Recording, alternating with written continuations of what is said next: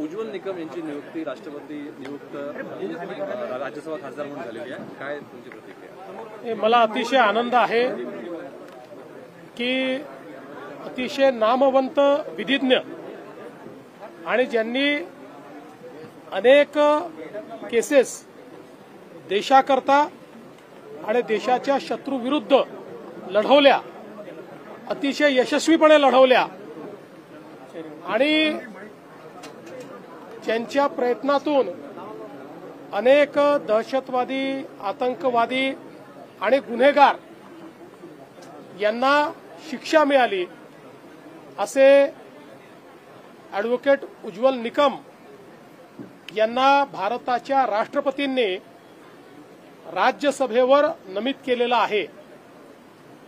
मी माननीय राष्ट्रपती महोदया यांचे आभार मानतो आणि त्यासोबत भारताचे प्रधानमंत्री माननीय नरेंद्र मोदीजी यांचे विशेष आभार मानतो की मोदीजींनी हा निर्णय केला की ॲडव्होकेट उज्ज्वल निकम साहेब यांच्यासारखा एक निष्णात विधिज्ञ जो सातत्याने देशाच्या बाजूने उभा राहतो आणि गुन्हेगारांच्या विरोधात उभा राहतो, त्यांना राज्यसभेवर पाठवलं पाहिजे आणि राष्ट्रपतींच्या कोट्यातनं ते राज्यसभेवर गेलेले आहेत।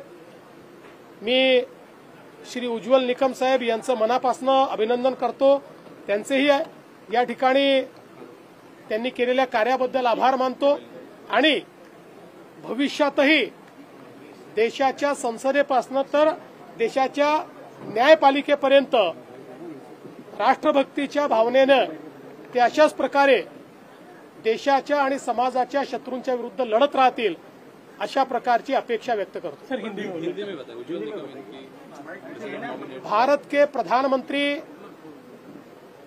आदरणीय नरेंद्र मोदी जी और महामहिम राष्ट्रपति श्रीमती द्रौपदी मुर्मू जी, इनका मैं बहुत आभार व्यक्त करता हूं कि उन्होंने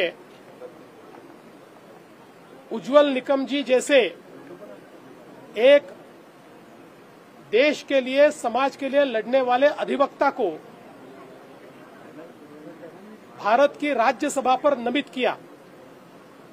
हम सब लोग जानते हैं कि देश में आतंकवाद के खिलाफ और समाज विघातक कृत्य करने वाले अपराधियों के खिलाफ सरकार के वकील के रूप में, समाज के वकील के रूप में उज्ज्वल निकम जी ने काम किया और उनके कारण देश और समाज के कई दुश्मनों को सजा मिली।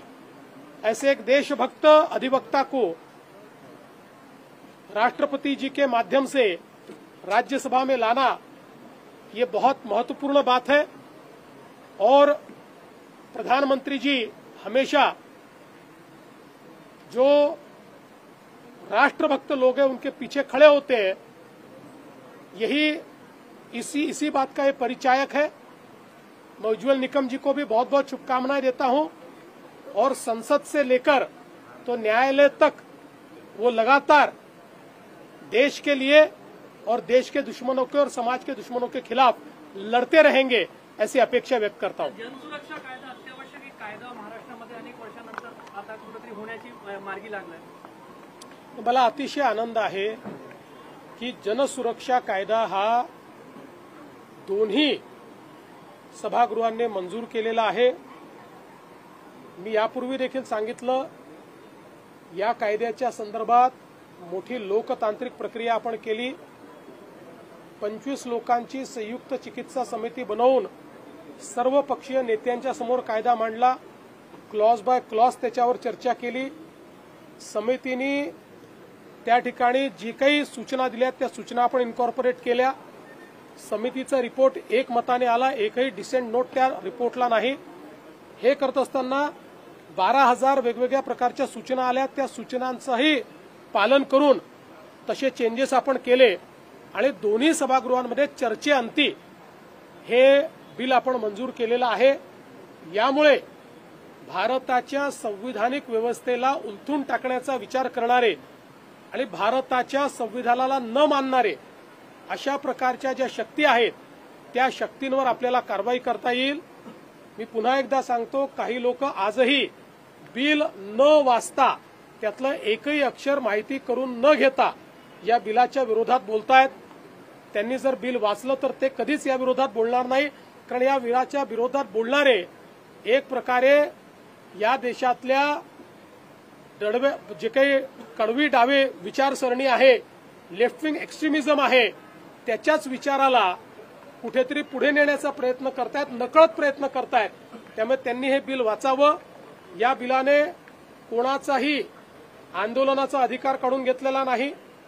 या बिलाने कोणालाही सरकारच्या विरोधात बोलण्याचा अधिकार काढून घेतलेला नाही, सरकारच्या विरोधात लिहिण्याचा अधिकार काढून घेतलेला नाही, सरकारच्या विरोधात अभिव्यक्ती करण्याचा कुठलाही अधिकार काढून घेतलेला नाही.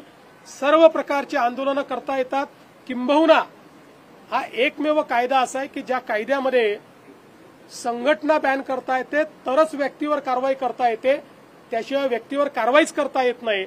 आणि संघटनेवर कारवाई करण्याकरता हा पहिला कायदा असा आहे की ज्यामध्ये अपराधाला नाहीतर आपण पहिले अरेस्ट करतो आणि त्यानंतर कोर्टापुढे जातो, पण इथे कोर्टासारखी जी व्यवस्था उभी केली आहे, हायकोर्टचे जज किंवा रिटायर्ड जज, डिस्ट्रिक्ट कोर्ट जज आणि पीपी असं एक मंडळ तयार केलं आहे.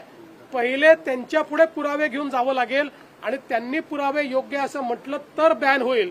आणि अशा प्रकारचा बॅन केल्यानंतरही त्या संघटनेला 30 दिवसामध्ये हायकोर्टात जाण्याची मुभा असणार आहे. अशा प्रकारचा कायदा तयार केलेला आहे. जनहितामध्ये, लोकहितामध्ये आणि संविधान आपलं हे सर्वोपरी असलं पाहिजे याकरता कायदा तयार केलेला आहे.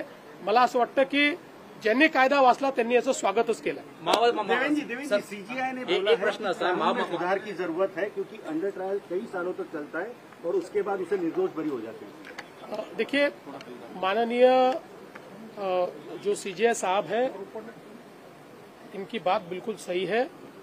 हमारे क्रिमिनल जस्टिस सिस्टम में तेजी आने की आवश्यकता है और मैं ऐसा मानता हूं इसी के चलते 100 साल से भी ज्यादा समय के अंतराल के बाद मोदी जी की सरकार ने और हमारे गृह मंत्री अमित भाई शाह, इन्होंने नए कानून लाए हैं. इन 3 नए कानूनों ने भारतीय न्याय संहिता, भारतीय नागरिक सुरक्षा संहिता और भारतीय साक्ष्य संहिता, इन्होंने क्रिमिनल जस्टिस सिस्टम को पूरे तरीके से बदलने का प्रयास किया है.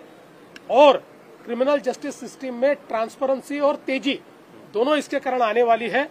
और मुझे लगता है कि एक और कानून है, दूसरी ओर व्यवस्था है और तीसरी ओर जो कोर्ट्स है, कोर्ट्स भी धीरे धीरे इस सिस्टम को अपनाएंगे तो इसमें तेजी आएगी. माओवादी विचारांचे काही लोक जे आहे ते यापूर्वी पाहिलं आपण, त्यांच्यावर कारवाई करणं शक्य होणार आहे. आणि माओवादी विचारांचे काही लोक गांधीवादी संस्थांमध्ये सुद्धा गेल्याचे वर्ध्यामध्ये महात्मा गांधी आंतरराष्ट्रीय विद्यापीठ असेल किंवा इतर ज्या संस्था, कारवाई होईल. जे काही माओवाद्यांचं संविधान मी वाचून दाखवलं, त्या संविधानामध्ये त्यांनी त्यांच्या केडरला दिलेला एक प्रकारे हा संदेशच आहे किंवा हे टार्गेट आहे की लोकशाहीवादी संस्थांमध्ये शिरायचं आणि मग त्या ठिकाणी अराजकता तयार करायची, हे त्यांचं मॅन्डेट आहे. त्यामुळे अशा कुठल्या संस्थेमध्ये ते शिरले आहेत याची माहिती घेतली जाईल आणि कायदेशीर कारवाई केली जाईल. हिंदी में सर यही बताइए, माओवादी विचार जिस तरह से कुछ संस्थाओं में घुसा है, गांधीवादी कुछ विचार संस्थाओं में माओवादी विचार घुसने की इसके पहले जानकारी थी, इस पे कार्रवाई नए कानून के तहत होगी. देखिए, अर्बन माओवाद ये पिछले कुछ वर्षों में सोच समझकर इसको बढ़ावा दिया गया. जब यह ध्यान में आया कि अब जंगल का केडर समाप्त हो रहा है, उस समय एक स्ट्रैटेजिकल चेंज माओवादियों ने किया और उन्होंने तय किया कि चाहे वो शिक्षा संस्थान हो, यूनिवर्सिटीज हो या अलग अलग प्रकार की संस्थाएं हो, इसके अंदर प्रवेश लेकर और वहां पर जो संविधान का राज है उसको धीरे धीरे समाप्त करना और वहां पर अराजकता का राज तैयार करना, एक बहुत सोची समझी माओइस्ट स्ट्रैटेजी है. और इसके लिए उन्होंने अर्बन केडर तैयार किया हुआ है. और मैं ऐसा मानता हूं कि ये जो अर्बन केडर है, बंदूक लेकर जो हमसे लड़ रहा है वो तो हमको पता है, वो दिखता है, लेकिन ये दिखता नहीं है. ये धीरे धीरे हमारे सिस्टम्स को खराब कर रहा है. इसलिए अब इसके खिलाफ सख्ती के साथ हम कार्रवाई कर पाए, इस दृष्टि से हम लोगों ने ये जो एक नया कानून तैयार किया है, मुझे ऐसा लगता है कि इसके कारण अर्बन माओवाद के ऊपर हम लोग बहुत बड़े पैमाने